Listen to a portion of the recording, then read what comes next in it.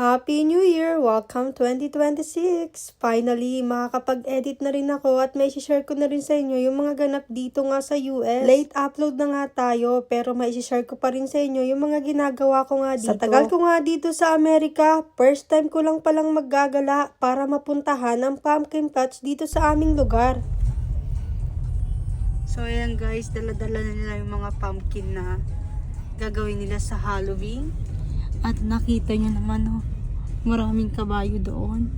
So, nandito na tayo sa farm. Magpa-pumpkin patch tayo.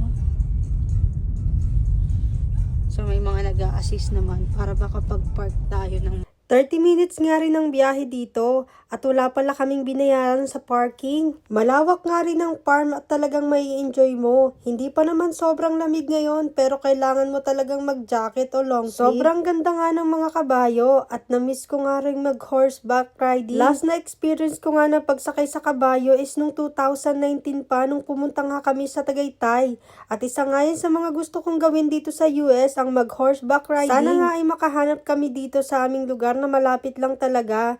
Lalo na pag summer, maganda nga gawin to mag-horseback riding. Naglakad na nga kami ni Mister para mapuntahan nga ang lugar kung saan makikita nga yung malalaking kalabasa. At mabuti na nga lang ay meron din pala dito mga food cart na pwede kang kumain. Sakto nga at tanghalian na nga rin at dito na nga lang kami kakain ni Mister. At nadaanan na nga rin namin yung Maze Enter at marami na nga rin nakapila sa labas. Mamaya na nga rin namin susubukan ni Mister ang Maze Enter pagkatapos nga namin kumain. Naghanap-hanap muna nga kami ng kakainan dahil marami namang choices. At dahil nga maganda ang panahon, maraming ang tao na pumunta dito ngayon. Kung sa Pilipinas nga, Pasko ang pinaka-exciting, dito naman sa Amerika, Halloween talaga ang mas sinicelebrate nila at syempre, ang Thanksgiving.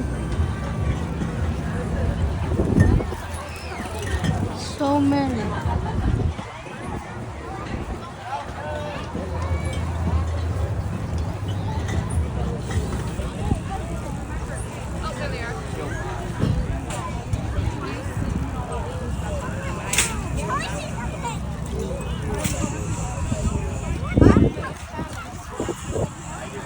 So ayan guys, sobrang dami ng pumpkin.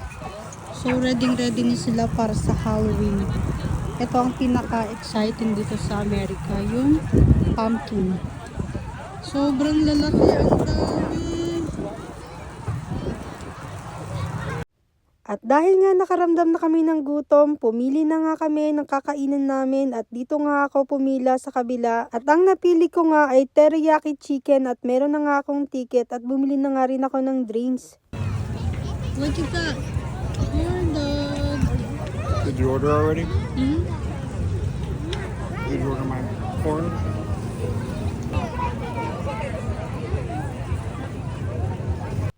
Corn dog nga ang napili ni Mister at umorder nga rin ako ng Mexican corn cup. Yung teriyaki chicken nga na na-order ko ay may kasama na rin na rice at vegetables. Si Mister talaga ay bihira lang talagang mag-rice yan. Siguro sa isang linggo nakakaisang beses lang siya. At dahil nga na-adapt ko na ang American culture, sanay na rin ako sa mga American food. Sa unang taong ko talaga dito, pagkain talaga ang pinaka-inadjust ko. At syempre, yung kultura. At ang last, yung weather. Sanay na rin ako dahil tumira nga ako sa Japan.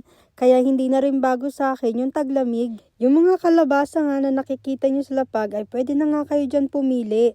Per pound nga ang bentahan dito. Sobrang laki talaga. Mahirap talagang buhatin kung ikaw lang mag-isa at kailangan talaga ay may cart ka. Ngayon nga lang ako nakakita ng mga kakaibang kalabasa na hindi ko talaga nakikita sa Pilipinas. At pumasok nga din kami dito sa loob para tumingin ng mga souvenir na talaga naman nakaka-amaze. Yung mga design talaga nila ay kakaiba at talaga mapapa-shopping ka talaga.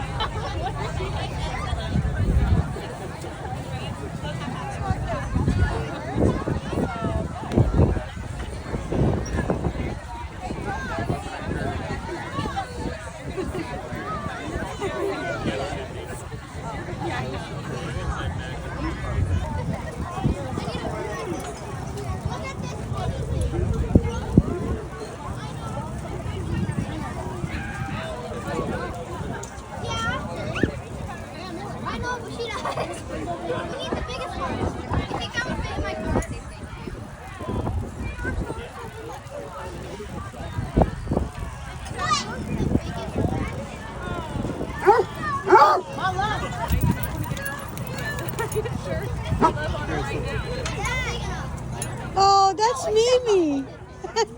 Remember Mimi? It's like that. So sweet.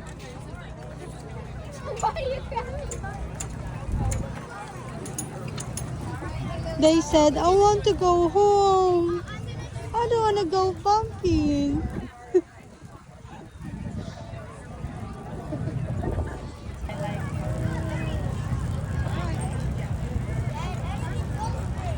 Guys, ang lalaki ng mga kalabasa dito. Oh. Grabe. Makakagawa na tayo ng pakbet. Pakbet! Sobrang dami.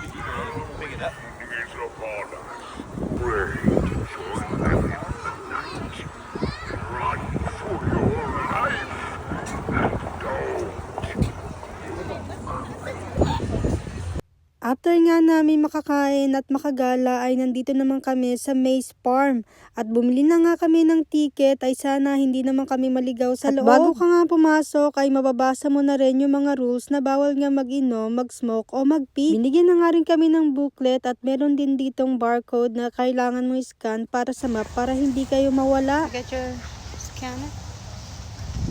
So in-scan niya na guys.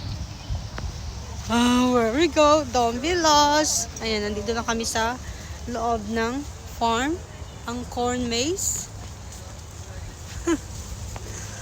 Sobrang dami ng corn pero bawal kang mag-uwi. So ayan, lakad-lakad lang tayo. Sayang guys, oh, natuyo na yung mga corn. So ayan, malaki-laki to, sana hindi tayo mawala. Pero may map naman kami, so hindi tayo mawawala kasi may na-scan namin yung code. So si Mr. ang mag-a-assist. Mag-a-assist! Don't get lost! Babe! Left, right. Oh, it's just a middle. Kakalakad nga namin ni Mr. ay parang paulit-ulit na lang yung nilalakaran namin at feeling nga namin hindi nga kami makakarating sa paparoonan namin. Kaya nga sabi ko ay gamitin na nga ang map para makabalik na kami. Hindi kasi namin tiningnan ng map at basta nagdakad-lakad lang kami dito sa loob. Akala namin may makikita kami na kakaiba.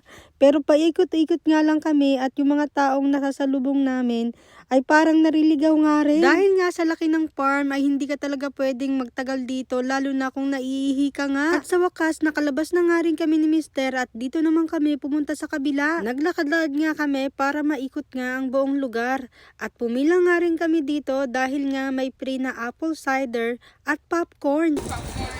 Thank you.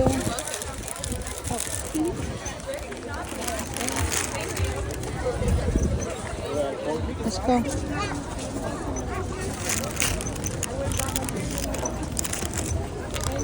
Dahil nga sa laki ng farm nila ay meron talaga silang free popcorn at drinks. Natapos na rin ang ilang oras na paggagala namin at ito na nga ay pauwi na kami. Sobrang sulit talaga ang maka-experience ng ganito. Kaya hanggang dito na lang. Thank you for watching. Like and share na rin.